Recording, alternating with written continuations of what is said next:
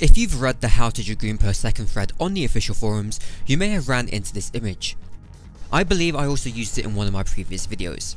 This image indicates the two most effective places to use blood for the highest potency possible, before Impulse Drive and before Vorpal Thrust. When passing a Dragoon, you may have ended up at a point in your rotation where both Power Surge and Jump are readily available, with blood for blood having approximately 10 seconds left on its cooldown. I'm going to suspect a large majority of you have thought about delaying these two skills for the blood for blood. Am I right? Of course you thought about it.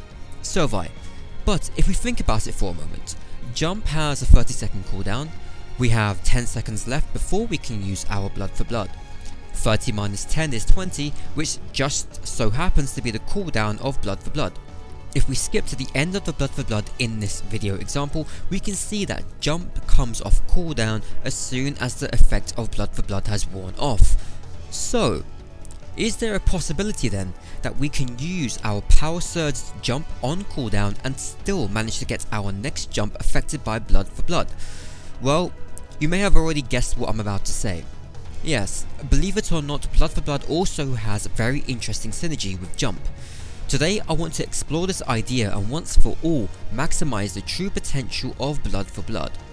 Being able to optimize your blood for blood with Jump, Gist Goggle and highest potency placements in your rotation will allow you to deal some extremely serious damage and fully master the Dragoon, until of course I found something else even more interesting.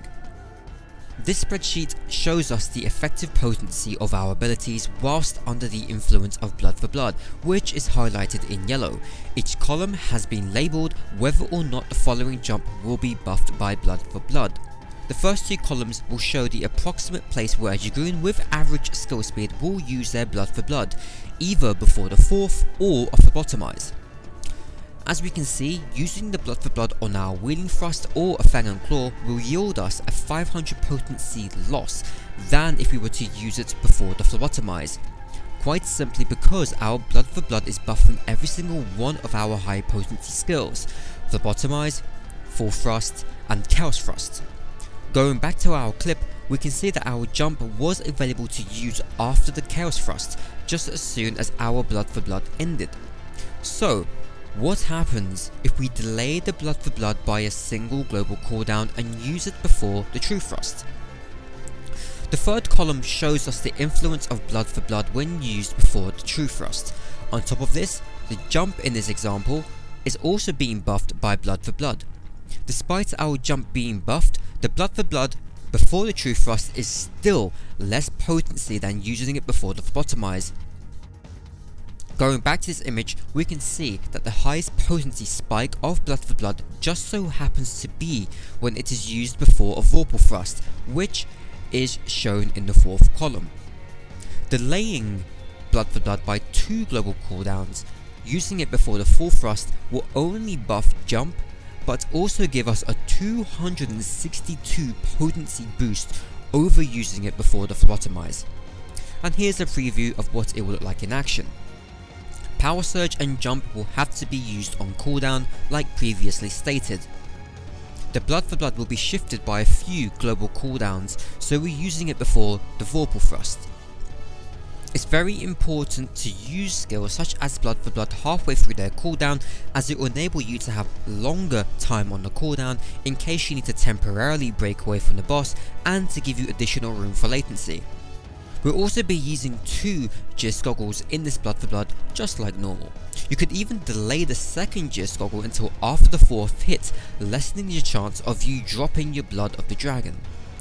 And of course, here comes our buffed jump, and just like in the spreadsheet, the final hit being buffed by blood for blood would be the phlebotomize.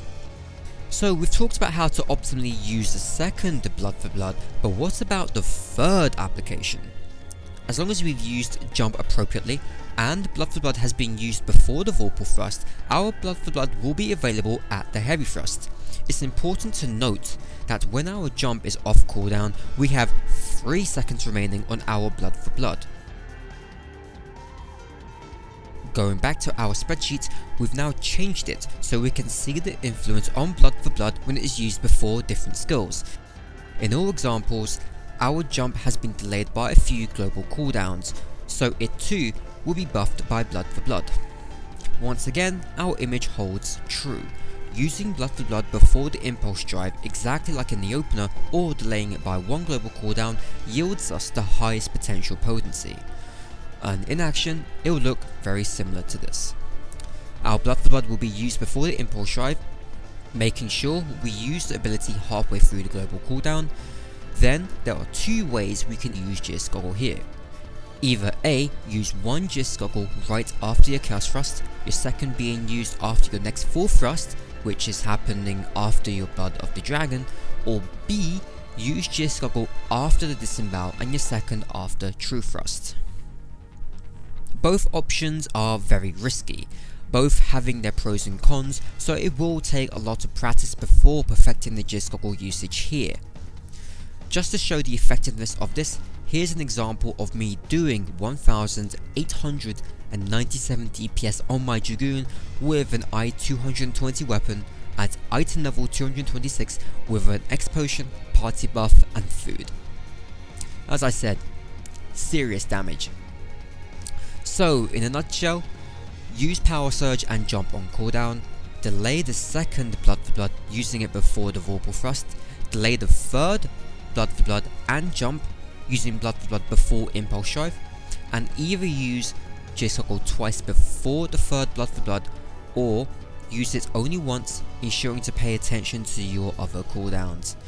If you have any other questions, please feel free to post them down in the comment section. I will get round to answering you as fast as I can. If you enjoyed this video and thought it was informative, give it a thumbs up. Otherwise, feel free to shoot me in the stomach and dislike it. As always guys, thank you for watching, take care, and I'll see you all next time.